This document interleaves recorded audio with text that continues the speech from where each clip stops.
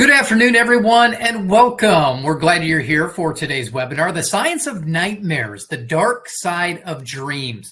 I'm Greg Berry, Director of Communications in the Office of Alumni Affairs. As a disclaimer, as with any virtual event, occasional technical hiccups may occur. If you experience any video or audio issues, simply click reconnect or refresh your screen to return to the presentation quickly. Let's go ahead and start things off with a quick poll. Think about your most vivid or recurring nightmares. If they were playing on the big screen, what kind of movie would they be?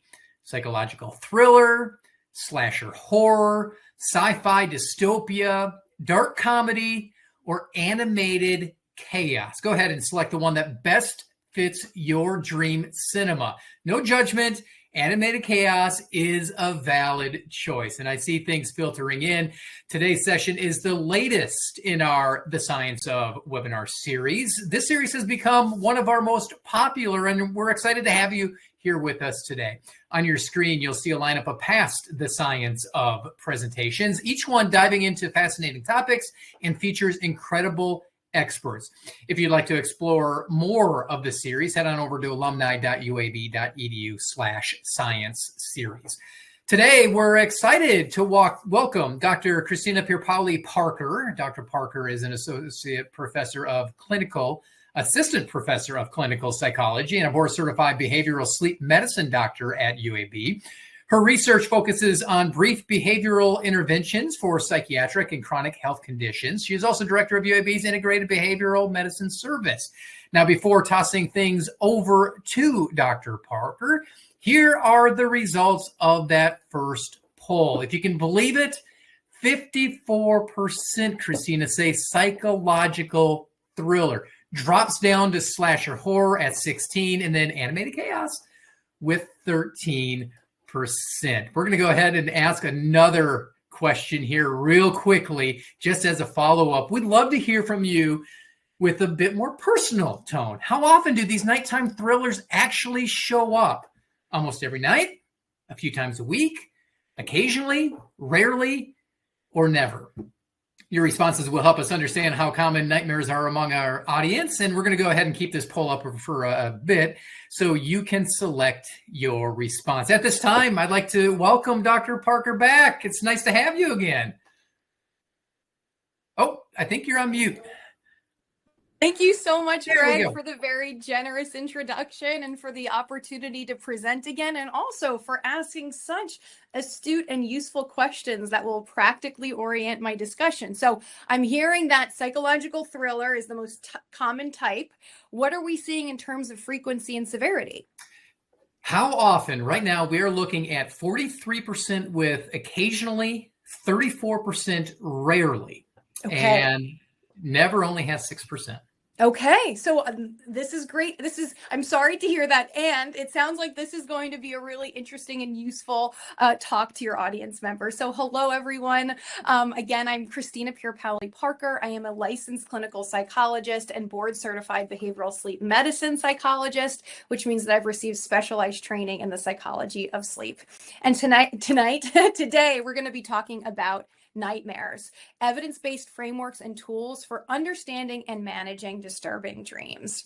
And before I get started, I always like to start with the sincerest thank you, right? I wouldn't be here if there weren't an interest, and if there weren't an interest, then we wouldn't have a job to do. So sincerest thanks to you, UAB alumni, and to Greg for supporting this series, for supporting my work, and supporting this core value of mine, which is about democratizing access to evidence-based psychoeducation and intervention.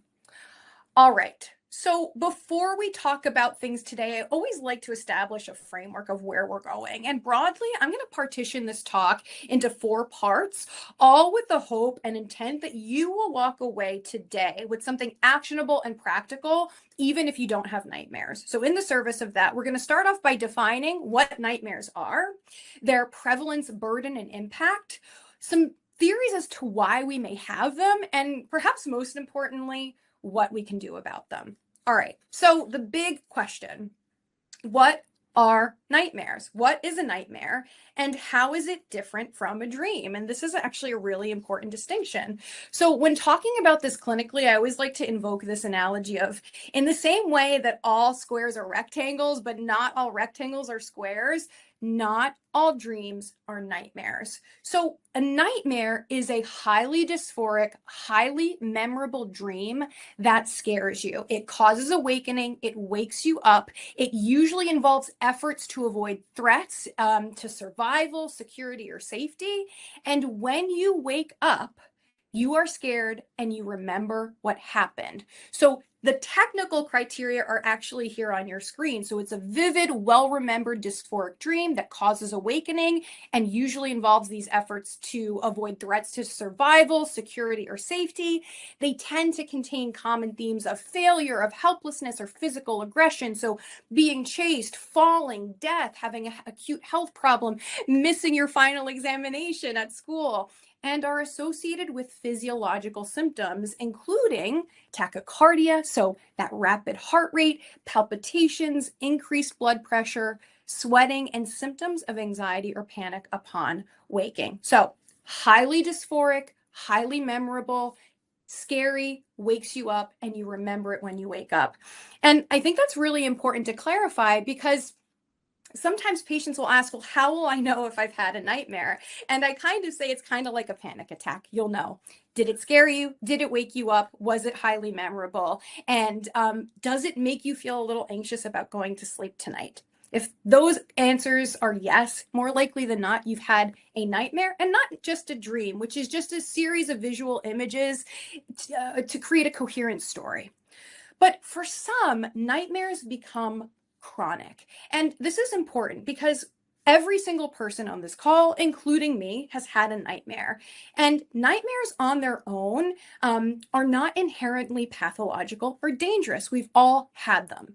But as a psychologist, I'm always interested in two factors when determining if something is problematic. And the first is impairment, and the second is distress, which is a really fancy way of saying, is the problem interfering with your functioning? Is it getting in the way of the things you want and need to do? And does it bother you?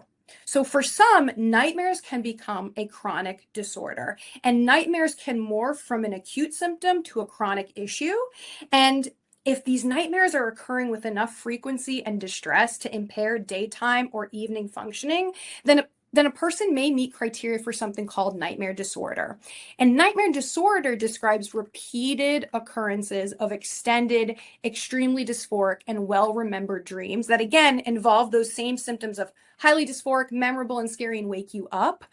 And not only are they happening consistently, they are causing distress and impairment. In other words, they're interfering with that person's ability to function during the day and at night.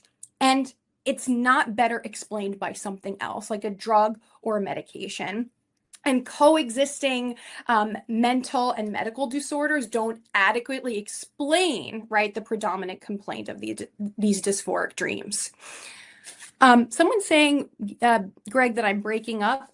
Can you guys hear me now? Is anybody else having any problems? Go ahead and drop it in the chat if you're having problems with that. Since it's only one, it might be an isolated instance. I'll keep going. Yeah, go ahead and keep going, and I'll let you know if I need to do anything on my end. Great. And to make things better.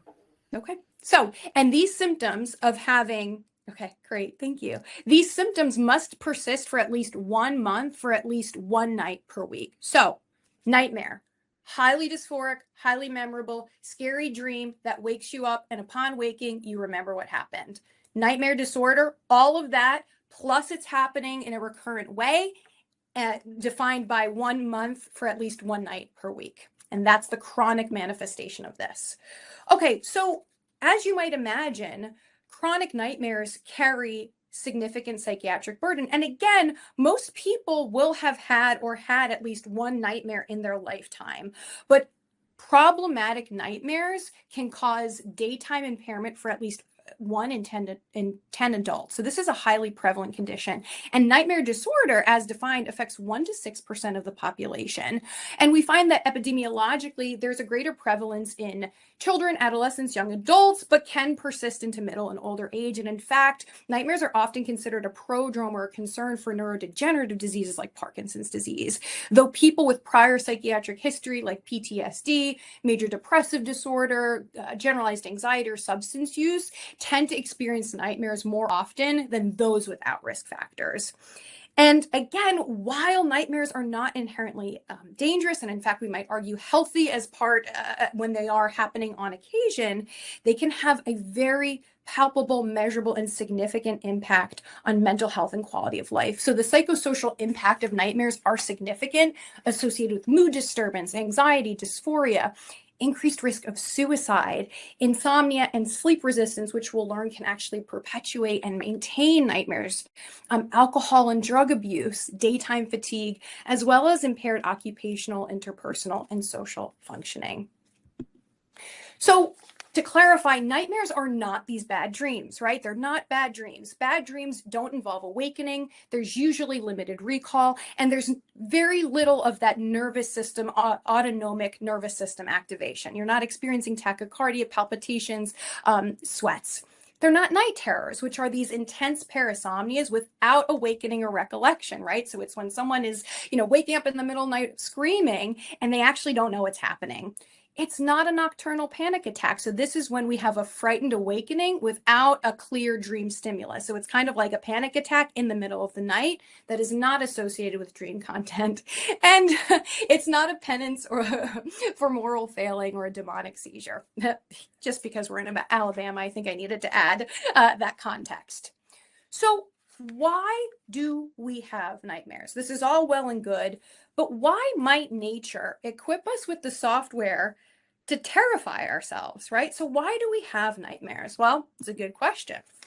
And the essential big picture answer here is because essentially the brain is a pattern detecting, meaning making machine. So as I will explain in a moment, nightmares have 4 core functions. 1, they tend to signal disruptions in sleep architecture due to iatrogenic or medical or lifestyle factors. So it just tells us that something's wonky that requires some curiosity and exploration. 2, they represent attempts to create congruence between what we're thinking and what we're feeling. So to create congruence between cognition and mood. Nightmares also facilitate storytelling or emotional processing and problem solving, particularly around emotionally salient or activating events that we may not be able to make meaning of in real life, at least in a safe way. And 4, they signal dysregulated sleep-wake patterns. Again, dreams are a natural part of sleep, and they essentially reflect the product of our visual and our emotional parts of our brain actively working to process and problem solve. And some of the images we can experience can be distressing. And again, I want to say nightmares don't always indicate something is wrong, but it does invite us to get curious and explore if something needs more attention.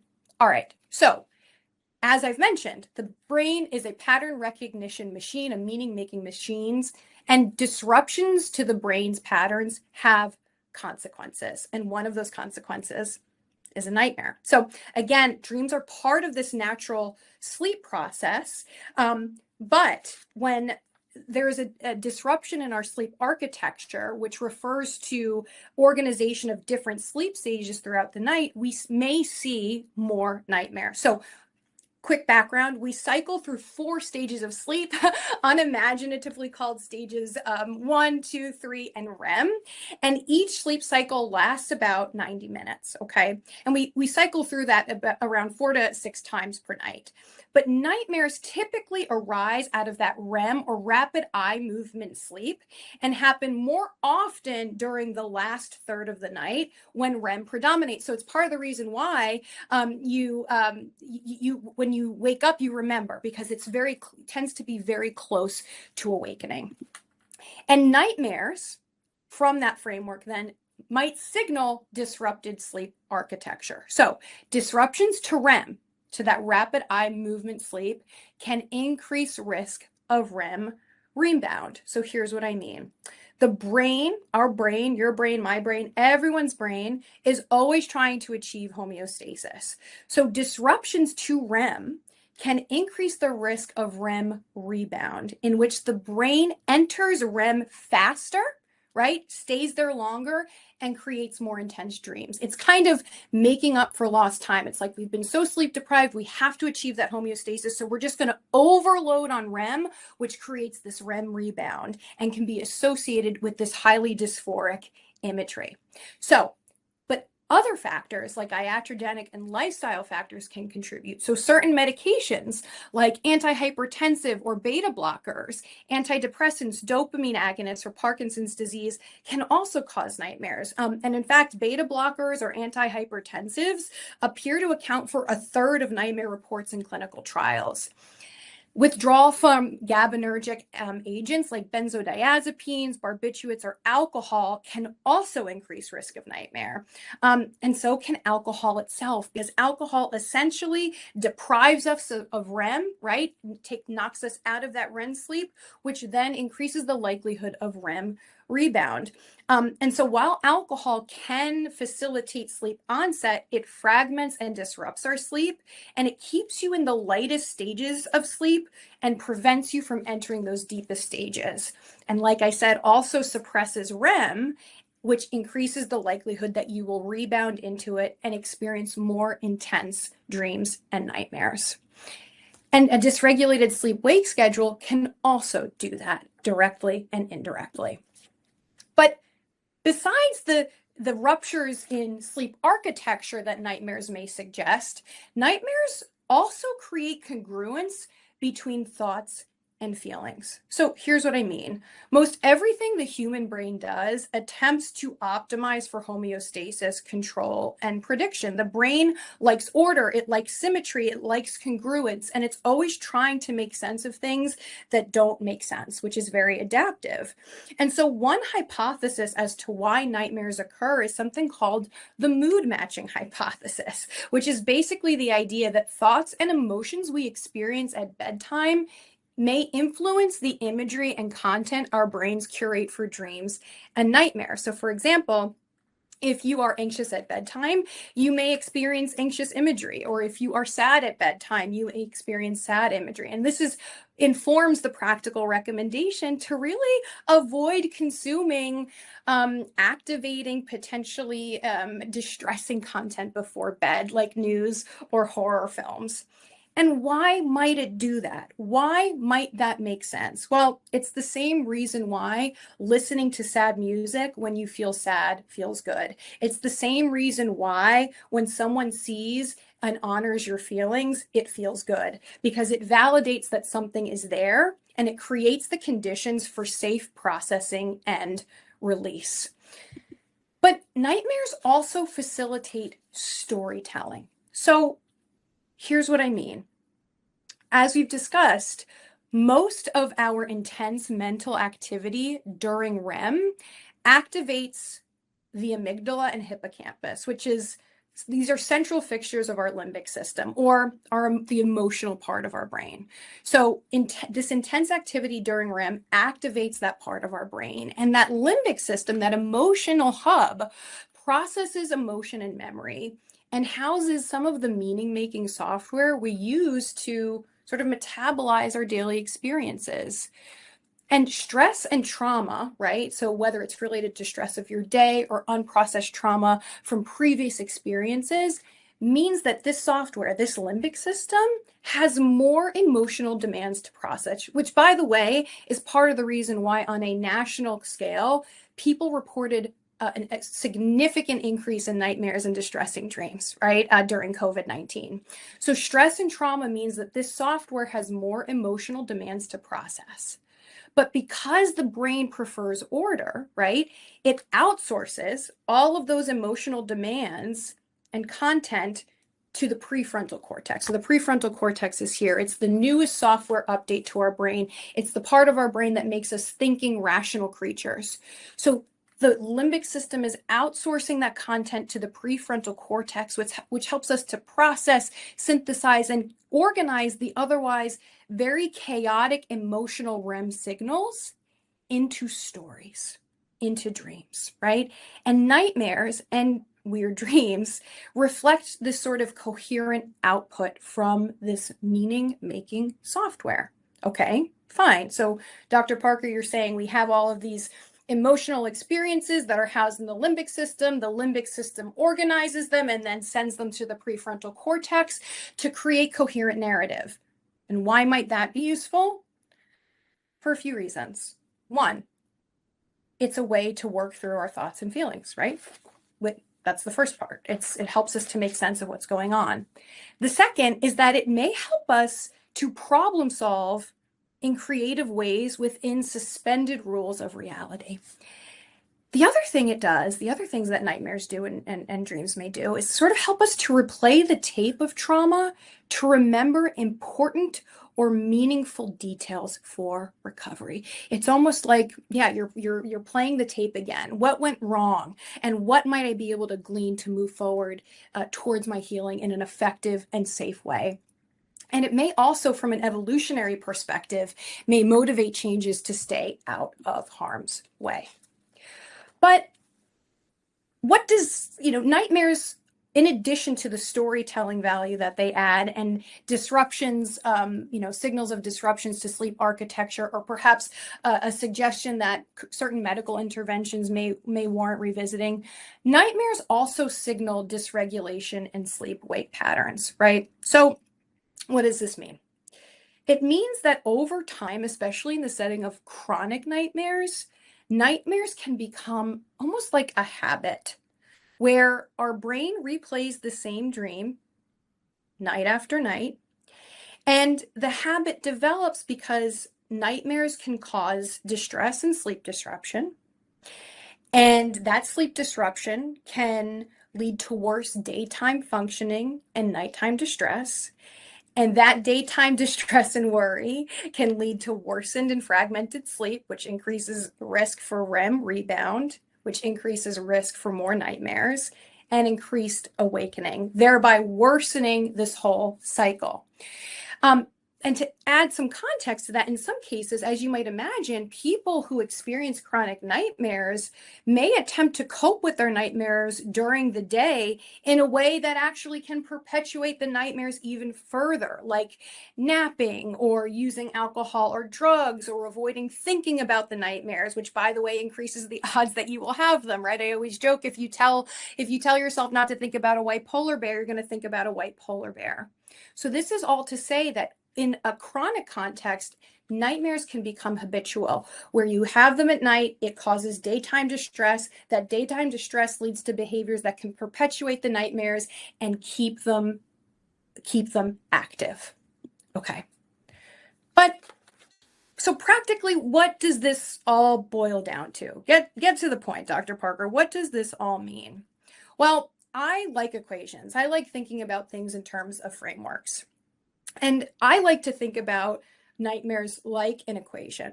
And for me, and based off of the literature, nightmares equal sort of predisposition. So having a vulnerability to developing nightmares because of stress or trauma exposure or PTSD or some other mental health issue. So nightmares equal predisposition plus disruptions in sleep architecture plus psychophysiological arousal. In other words, nightmares equal changes in sleep architecture plus nervous system activation on top of predisposition. And psychophysiological arousal are just inputs that activate the sympathetic nervous system. So things that make the body fundamentally feel threatened or unsafe, right? Like worry, anxiety, depression, caffeine, things that rev you up. So in other words, nightmares emerge when foundational sleep is dysregulated and the nervous system is hyperactivated.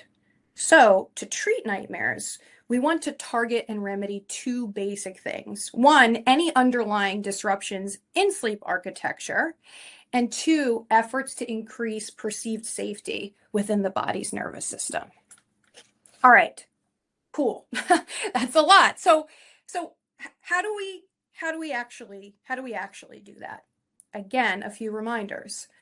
Nightmares may not always require treatment, right?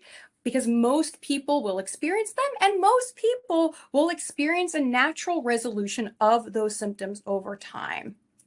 But we have to remember, if nightmares are happening in such a way, in such a frequency, and with such intensity that they are making you scared to go to sleep, that they're interfering with your daytime functioning, your evening functioning, and causing distress, we may need to start getting curious about how to manage them. So remember, the goal is to target and remedy those underlying ruptures in the sleep architecture and to increase a sense of sort of psychosocial safety within the body's nervous system. And best practices from the American Academy of Sleep Medicine endorse both behavioral and pharmacologic approaches, meaning they recommend both behavioral and therapeutic approaches plus medicine, which we're going to talk about. So when treating nightmares, at least in my clinic, my philosophy is to always start with the least invasive first. And we have to remember that nightmare disorder is a diagnosis of exclusion. We have to rule out other things like medications and other medical conditions before we can really conclude or diagnose nightmare disorder. So we want to start with the least invasive first. We want to take a bottom-up approach, which involves ruling out underlying medical causes, restoring sleep architecture, and targeting whatever leftover variance there is with the nightmare directly. So ruling out underlying medical causes, trying to clean up the sleep architecture, and if anything's left over, then we target the nightmare directly. How do we do that? Okay, well, first we want to rule out underlying organic causes. So remember, a nightmare disorder is a disorder of exclusion. It's meaning it can't be caused by another medical condition, drug, or substance. So if you are experiencing nightmares, we want to start there. You may consider reducing, again, with your physician's blessing and collaboration. We always start with thinking about considering reducing or discontinuing medication with your doctor's guidance that may trigger nightmares or reconsider their timing. So remember, things like beta blockers or benzodiazepines can cause nightmares. And so tapering those agents gradually under a doctor's supervision can not only reduce risk of withdrawal, but also associated nightmares. And we also want to, I had a mentor once say, if you're going to drink from a sleep perspective, drink in the morning. No, I'm teasing. Let's not drink any alcohol. But if you are going to drink some alcohol, we might want to think about reducing the intake and reevaluating the timing of that. Okay. That's the first thing, is that we're always ruling out underlying causes. We're looking at medication use, we're looking at alcohol, and we're starting there. All right, now we're working our way up the hierarchy. After we've done that and we're still symptomatic, we want to restore sleep architecture. So here's what I mean. It's, as we've discussed, it's not unusual for people with chronic nightmares to avoid or fear going to sleep, right? They want to avoid the terror that awaits them. And so they may procrastinate bedtime or attempt to keep themselves awake for as long as possible. And P.S., if this is co-occurring in the setting of PTSD, right, of post-traumatic stress, there's that added level of hypervigilance as well, where a person feels like they need to stay up and monitor their environment. And that's why there's a high rate of comorbidity between these things. But as we've established, right, from those theoretical frameworks, depriving yourself of sleep can backfire and cause more nightmares. So avoiding sleep leads to less REM sleep, which can cause that REM rebound, right, in the body's attempt to restore homeostasis across those 4 stages of sleep. And this gets the brain, as we recall, into REM faster. It stays in REM longer and therefore creates more intense dreams. So practically speaking, when this is happening, I'm always trying to coach my patients about keeping a regular sleep-wake schedule so we can prevent some of these disruptions and rebounds. How might you do that practically today? 3 ideas. 1, we want to anchor our wake time. So here's what I mean. You've probably heard that you need to go to bed and wake up at the same time every day. And I'd say that's only about 50% accurate. It is true that we want to keep a regular wake time, but we only want to go to bed when we're sleepy, not when we're tired. So these are like dreams and nightmares. Sleepy and tired also get conflated. So tired kind of describes maybe how you're going to feel after this talk, or how you feel after getting into a fight or argument with someone, or after lunch. It's a state of low physical or mental energy. Sleepy is the physical inability to stay awake. You only want to go to bed when you're sleepy, not when you're tired. So think head bobbing, eyelids feeling like iron curtains. What this does is it reduces the likelihood that you're going to spend time awake in the bed, which can perpetuate risk for insomnia and even nightmares. So starting tonight, doesn't matter what time it is, I want you to start going to bed when you're sleepy, not when you're tired, to increase the odds that you're actually going to fall asleep and not build negative associations of the bed with wakefulness. But in order to go to bed or feel sleepy at around a consistent time, we want to anchor our wake time. So in other words, if we wake up at around the same time every day, because we're on this sort of endogenous 24-hour circadian rhythm, the likelihood that we're going to feel sleepy at around the same time every day increases.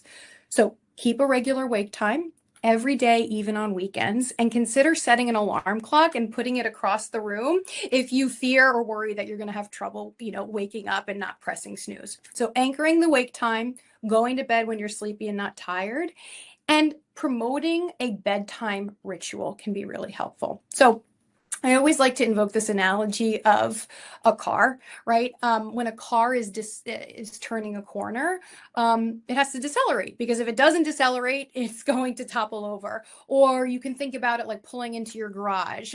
You have to slow down in order for that process to happen in a safe way. From that psychophysiological arousal perspective, we need to prepare our body for sleep. It's not something that can just happen. So cultivating a wind down ritual about an hour or so before your habitual sleepy time can be really helpful in getting that nervous system decelerated, which is going to decrease the likelihood of physiological arousal and disruptions to your sleep architecture, as well as that increased burden of stress and anxiety on your limbic system that can increase risk for nightmare. We're also using 𝒌𝒂𝒓𝒄𝒆. So in other words, when we're keeping that regular wake time, we want exposure to natural light, to sunlight, as soon as possible, which to our chagrin is going to be increasingly more difficult as we transition to the fall season. But light is a 𝒌𝒂𝒓𝒄𝒆. It's a very fancy word for time giver. And it essentially tells our circadian rhythm when to be awake and when to be asleep. Melatonin is produced in darkness, but the production of melatonin is interrupted with exposure to light. So if we can keep a regular wake time and get some natural light, even if it's 10 minutes early in the morning, that tells your brain it's time to wake up, it's time to be up, and decreases the likelihood of some of that fragmentation and disruption we see downstream when we don't keep a regular sleep-wake schedule. Increasing daytime energy expenditure, which is a really fancy way of saying getting active during the day, can increase our body's hunger for sleep, which also increases the likelihood that we will stay asleep. You can sort of think about it like hunger, right? If you were really hungry and went for a long period of time without eating, the next time you saw food, you'd likely eat a lot of it. And that's what essentially we're trying to do with our sleep. We're trying to build up our body's hunger for sleep or pressure for sleep, such that when we go to sleep, we stay asleep. And increasing your daytime energy expenditure is a way of doing that. And so is reducing time in bed. When we reduce our time in bed, we're increasing our body's drive or pressure for sleep and decrease the likelihood of arousal later in the day. Okay, so we've talked about how we want to start with the least invasive first. We want to rule out any underlying medical or lifestyle causes. After that, we want to make repairs to any ruptures in our sleep architecture by trying to keep a regular sleep-wake schedule, learning how to use the bed appropriately so it's not a cue for activity rather than for sleep, and supplementing our wakefulness with sleep promoting practices like reduced caffeine and alcohol intake, daytime energy expenditure, and reduced napping. But if nightmares persist after these efforts, then our clinical suspicion is raised for something called nightmare disorder, which we defined. And then we need to start talking about targeting the nightmare itself. And imagery rehearsal therapy, or IRT, is actually considered the gold standard behavioral treatment for nightmares. All right, so what is it? So imagery rehearsal therapy is an evidence-based, specialized, trauma-focused intervention targeting nightmare disorder. And it's really interesting because this is actually considered the first-line gold standard behavioral treatment for nightmares per the American College of Physicians and the American Academy of Sleep Medicine, which is really interesting, right? That it's a behavioral intervention and not a pharmacological one. It's brief, so 4 to 8 visits, sometimes briefer. And in clinical trials, because it's been studied extensively, image rehearsal therapy alone or combined with other psychiatric treatment compared to controls shows moderate effects on nightmare frequency, intensity, and sleep quality. In other words, it has been shown to reduce the frequency, intensity, and nature of nightmares and dreams for its sufferers. And it has a very simple premise, okay? And so, like muscles, nightmares can get stronger the more that we have them and can get weaker if we decondition them. I'm going to repeat that. So nightmares are like muscles. They get stronger the more we have them and weaker the more we don't. It's like deconditioning. So the technique involves rescripting the nightmare however you wish and rehearsing the new dream and relaxation techniques for 10 to 20 minutes during wakefulness. So IRT, to continue this analogy, strengthens the new dreams and images to decondition the old nightmares and the neural circuits, right, in which they live. These new muscles, right, the alternate dreams, sort of strengthen and condition with repeated sets such that the new story script outperforms the old nightmare and atrophies the old nightmare. So we're not so much trying to delete that old neural circuit as much as we are trying to strengthen a new one. We're trying to strengthen a new muscle and atrophy or decondition another. And that's how IRT works. But first things first, right? Before we can actually do this, we have to make sure that the conditions are conducive to it. So as we've discussed, we want to develop an evening ritual. Okay, we want to make sure we're making very valiant efforts to reduce the psychophysiological load that is put upon our limbic system and our brain before bed. And as I've mentioned, about an hour or so before bed, consider winding down, reduce your face time with blue light emitting devices. There's some really good evidence to suggest that passive body heating 60 to 90 minutes before bed, like a warm bath or shower, can really help to reduce core body temperature by 2 to 3 degrees, which is requisite for initiating and maintaining sleep. So my protocol, my personal protocol, is an hour before I know I'm sleepy. I'm reducing face time with blue emitting devices. I'm trying to take a warm bath or shower. I'm transitioning into another room with a cozy book, and I'm reading that until I feel sleepy, right? And when I feel sleepy, that heaviness in my body and in my eyes, that's when we transition to bed. That's the first thing.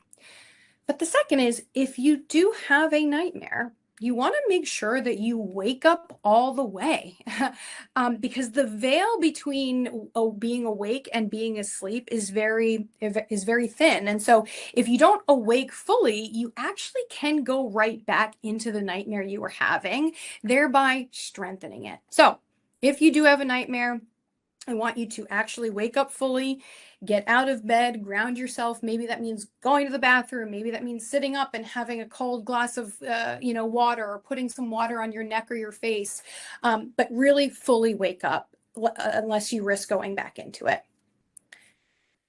I mentioned grounding, and I don't mean that in a disciplinarian way. I don't mean like getting in trouble for something. Grounding is a way of essentially using our senses to tether ourselves back to the present moment, to bring us back to the here and now. And there are a few grounding techniques I'd like to humbly offer today.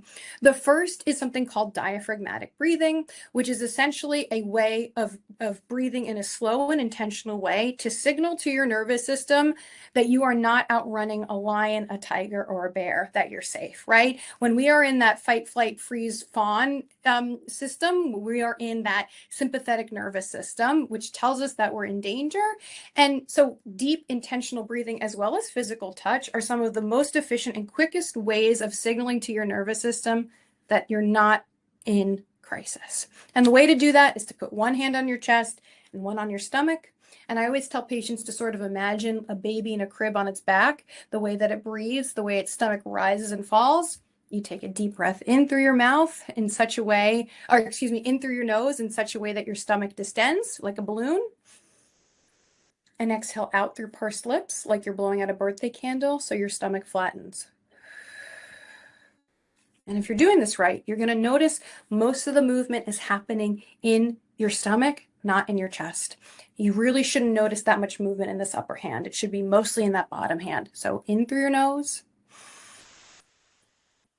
out through your mouth. You can pair this with a mantra, right? Some saying like, I'm safe, there is no emergency, I know what this is a nightmare, and I have tools to manage it. You can pair it with an image where, for example, you're imagining a balloon inflating or deflating, or you're imagining each time you're breathing, you're dropping an anchor back into your bed or into your lap.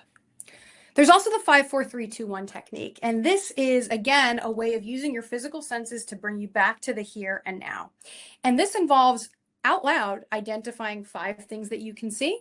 Right? So I can see, you can do this now. I can see my phone. I can see a pencil. I can see my clip. I can see paper. 5 things that you can see, 4 things that you can touch and actually touching them, 3 things that you can hear, 2 things that you can smell, 1 thing that you can taste, right? It's just a way of coming back to your body, which can de-escalate that psychophysiological arousal. You can also use a preloaded mantra. So here's what I mean. If you know and anticipate that you have nightmares and that you're going to wake up and practice these skills, let's preload something that you can say to yourself that's going to feel reassuring and compassionate in a way that you would talk to it's someone you really love and respect, like a good friend. Mine is, I know what this is a nightmare, it can't harm me, and I have skills to manage it. Physical touch can be really helpful, and so can temperature-based interventions like very cold water or a piece of ice. It kind of just sobers you up. All right, after you do that, after you make sure that the conditions are set, then we can start actually doing the work of imagery rehearsal. So the first step is to, and you do this, you can learn techniques independently. However, it is recommended that if you are experiencing nightmare disorder, to work alongside a mental health provider who is trained in this particular type of therapy. So the first step, as you would learn with your provider, is to practice relaxation. And I will send along a recording that I like to use to facilitate this practice. That could be progressive muscle relaxation or diaphragmatic breathing, and guided imagery to ensure your readiness to work on changing the nightmares. And so, in the same way that you wouldn't practice the Heimlich maneuver for the first time on someone who's choking, we're not going to practice relaxation the first time we really feel anxious, right? I want you to practice this relaxation during times when you don't feel so activated, like, after lunch or, on your way to work, such that when you are feeling anxious at night, this tool is going to be salient, accessible, and effective. But the first step is learning relaxation techniques. The second is to choose a recurring nightmare. So this serves as the target nightmare that you're going to process. So when I'm teaching patients how to do this, I usually tell patients to pick the nightmare that haunts them the most, the one that's really, that's the most distressing. However, there are some patients or some providers who start with one that's perhaps less intense. After a course of treatment, like to start with the most intense, because then it tends to generalize and pump into the groundwater of these other nightmares. So the second step is to choose that recurring nightmare. This is going to be the target nightmare that you'll process. The third is to write down the target nightmare and try to make it as detailed as possible. You're going to use sensory descriptions, sights, sounds, tastes, smells, as well as any thoughts and feelings you have about yourself during the dream, right? With the idea being that you've got to put your brain in the scene before you can change it, right? We've got to see it to heal it. We've got to feel it to heal it. And the only way out is through. And that's why, by the way, doing this under the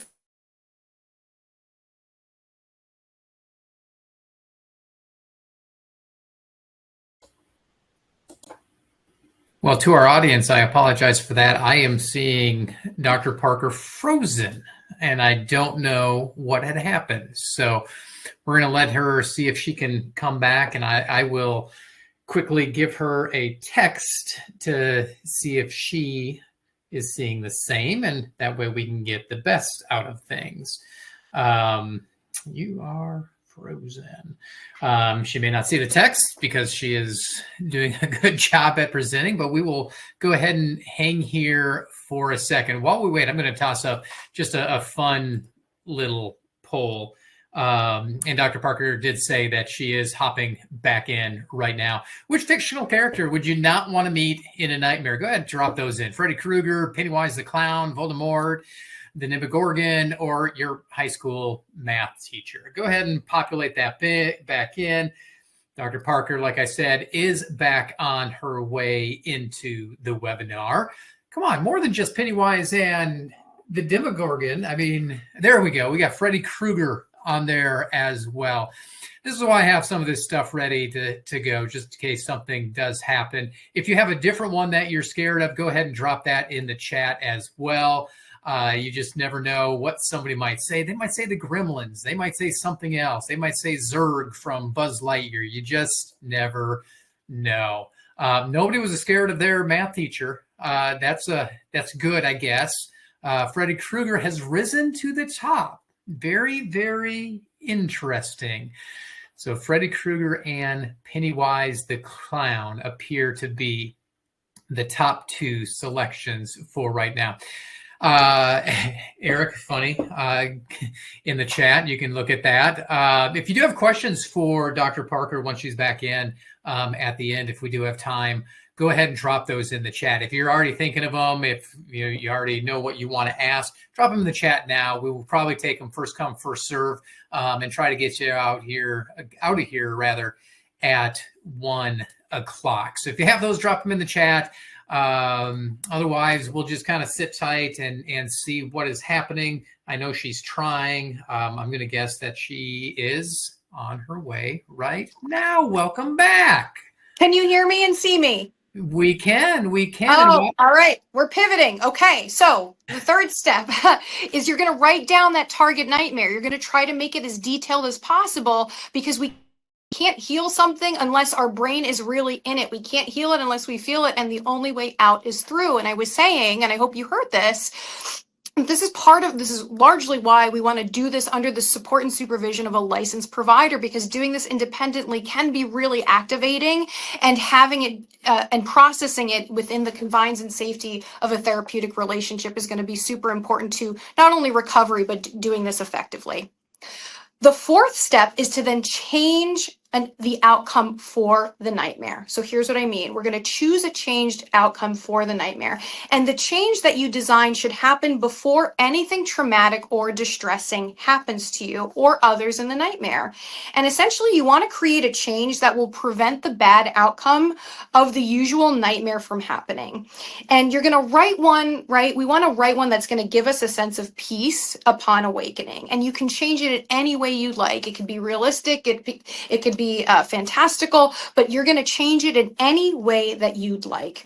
I have, when I practiced this with veterans in the VA, I had one veteran in particular who had a recurring nightmare of stepping on an explosion, which happened. And in the dream, he was on a path, and he walked right, and when he walked right, he detonated it. And so we practiced walking left. And when he walked left, he walked into a diner and got pancakes. And we practiced that until over time, he wasn't having the nightmare as frequently, as severely, or even in the same way until it was extinguished. And then you're going to practice that, right? So you're going to write the nightmare down with changes, as I just described. You're going to do it you're going to change it before something bad happens. And then you're going to rehearse and relax each night before going to sleep. You're going to visualize and rehearse the changed dream each night before practicing those relaxation techniques. So the idea being that you do the stressful thing first, right? You eat the spinach first, and then you have your pudding, then you have your dessert. But as I've mentioned, just like we wouldn't practice Heimlich for the first time on someone who's, on someone who's choking, we also want to practice this during non-activating moments throughout the day. So for people with chronic nightmares, the nighttime is really horrifying. So we want to practice during times when it isn't so scary. So that means you're going to practice the dream and the relaxation during the day. So you're going to visualize the entire dream with the change, practicing relaxation, usually in the morning, the afternoon, and in the evening. And what we find is that with a few days or weeks of practice, you may have fewer, less intense nightmares.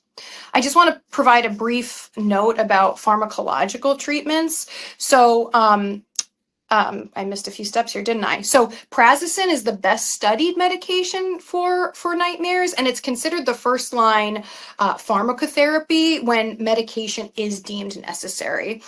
Such as when patients don't have access to IRT, which actually is an issue because there are very few people who are actually trained in this modality. And it's typically, again, this is something to discuss with your physician, but it's typically started at 1 milligram at bedtime with the dose gradually increased between 6 to 10 milligrams. And it usually shows efficacy within 8 weeks. But the combination typically of medication and behavioral treatment is often best for moderate to severe cases of nightmare disorder. Okay. Last few ideas. So this is the hill I will die on. Sleep undergirds every facet of physical and mental health. True health does not exist without good sleep.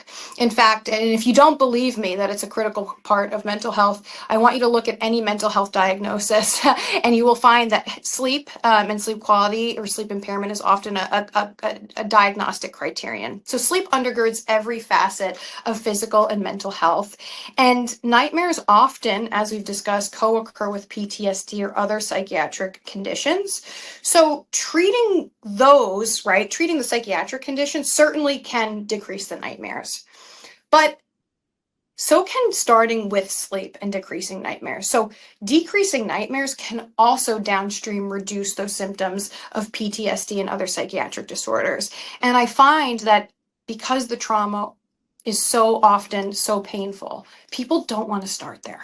So I like to start with sleep because it's neutral, it's usually associated with physical health, it's non-threatening, and the treatments for sleep work really well and they work really quickly, at least compared to other behavioral interventions. And so this gives patients a very quick win. It builds up what we call their self-efficacy or their belief in their ability to heal, which not only improves their relationship with their self, but it increases buy-in and improves rapport with you. And then from that place, you can then start exploring deeper underlying issues like traumatic stress. So when in doubt, start with sleep.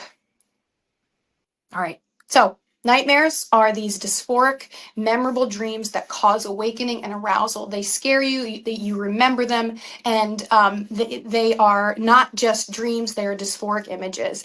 And nightmares may serve very many practical, emotional, and adaptive functions. Evidence-based treatments include imagery rehearsal therapy and aim to restore that sleep architecture, reduce psychophysiological arousal, reduce nightmare frequency and intensity, and improve attendant daytime functioning and nighttime functioning. I've included a few resources here.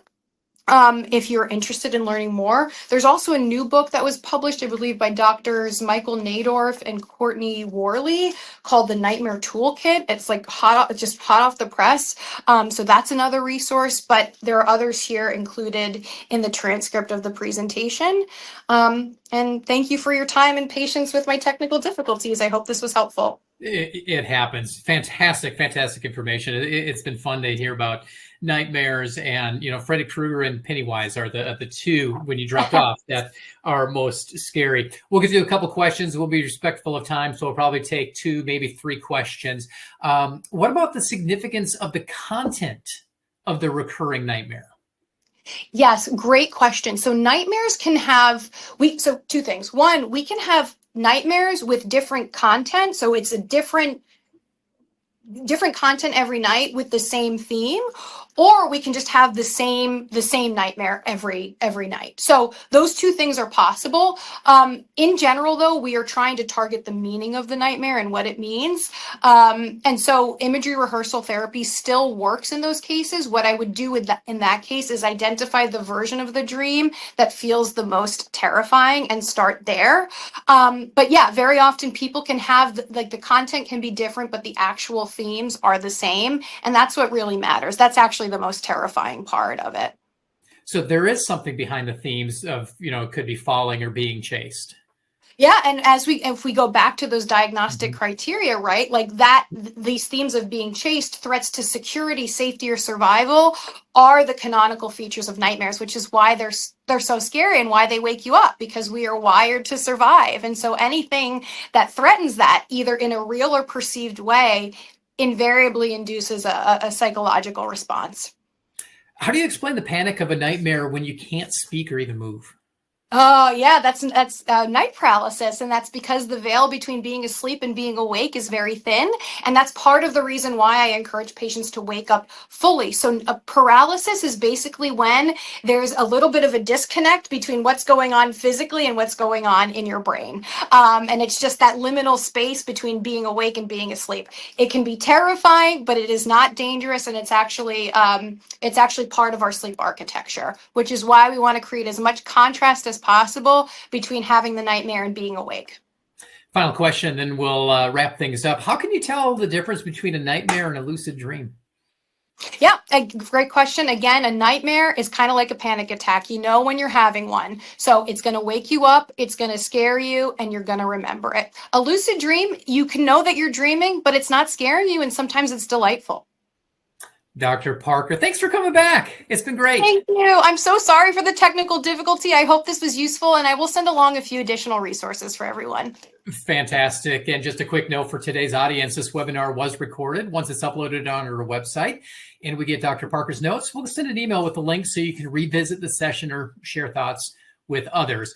The countdown, meanwhile, to Uncork Education continues. Join us at the Florentine on November 13th for tastings, auctions, and Blazer Plenko, all to support scholarships at UAB. Tickets are $75 for in-person guests, and virtual bidding is free. Let's raise a glass and make a difference together. Register now at alumni.uab.edu/25uncork. Meanwhile, come back for these upcoming webinars. Confused about carbs? On November 19th, Tara Kelly breaks down the science behind this misunderstood nutrient and clears up common myths during The Science of Carbs, Unraveling the Spaghetti. Into our 2025 series on December 11th with New Year, Better You, Reset the Right Way. Dr. Joseph Capiano will share practical strategies for building sustainable health habits in 2026. Then start 2026 off better financially as we host Budgeting 101, getting started with our friends from Legacy Credit Union. And finally, on January 28th, join us for the first in a series of leadership webinars, The Evolving Leader from Authority to Authenticity with Dr. Alan Gorman.